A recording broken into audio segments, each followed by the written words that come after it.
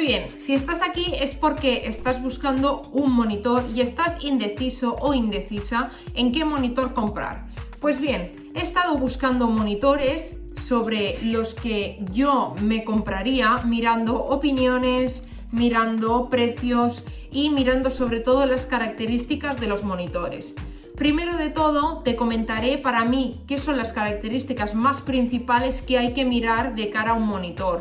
Acaso que yo recomiende alguno, pero no os acabe de gustar y queréis mirar vosotros con vuestros propios ojos. Primero de todo, hablaríamos del tamaño.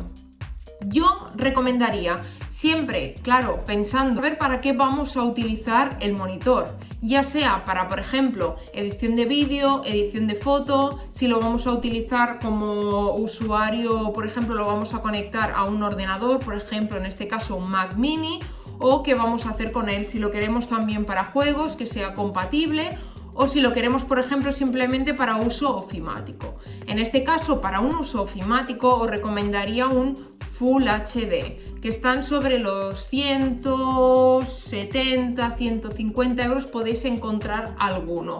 Pero yo hoy os voy a recomendar monitores a partir de los 200 euros, que yo creo que son monitores ya de gama alta para personas que, como yo, por ejemplo, estamos editando vídeo, editamos fotografía, yo, por ejemplo, utilizo Photoshop, Illustrator de cara a hacer diseño, por ejemplo, o otras utilidades parecidas, que por ejemplo el tema de que no se te canse la vista, que es muy importante y ahora muchos monitores lo llevan. Así que he estado buscando todos los monitores. Empezaríamos con las principales características que tiene que tener el monitor. Primero de todo, hablaríamos depende del uso, del tamaño que queramos. Yo recomendaría de unas 24 pulgadas, no menos, la verdad, a 27 o 29 en el caso de que sea un monitor extra largo. Si queremos uno de 29 tenemos varias opciones, pero si no, utilizaría de 24 a 27.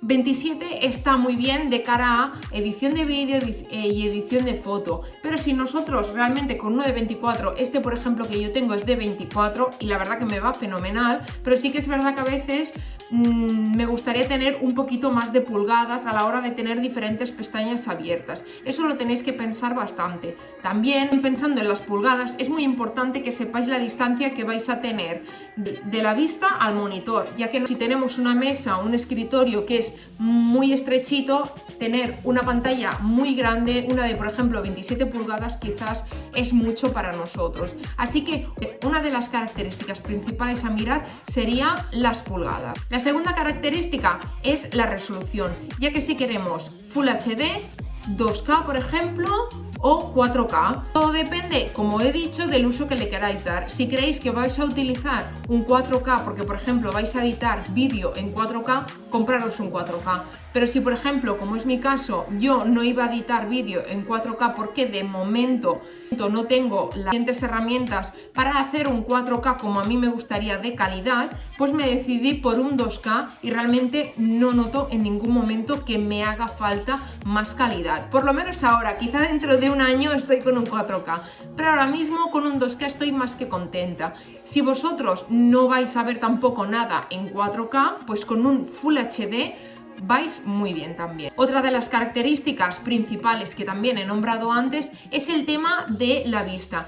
Muchos monitores ahora traen algo que se llama Low Blue, que es como una especie de como lo que tenemos en el iPhone por las noches, digamos, que lo que hace es que no se canse tanto la vista si tenemos que estar muchas horas delante del monitor, si tenemos que estar escribiendo mucho rato o editando mucho rato. Y también tienen otra cosa que se llama algo así como el antiparpadeo, que hace que no parpadee tanto la pantalla, de esa forma el ojo no lo nota y es mucho más relajado para nuestra vista, algo que es súper importante, ya que cuidar la vista es esencial, sin ello poco hacemos.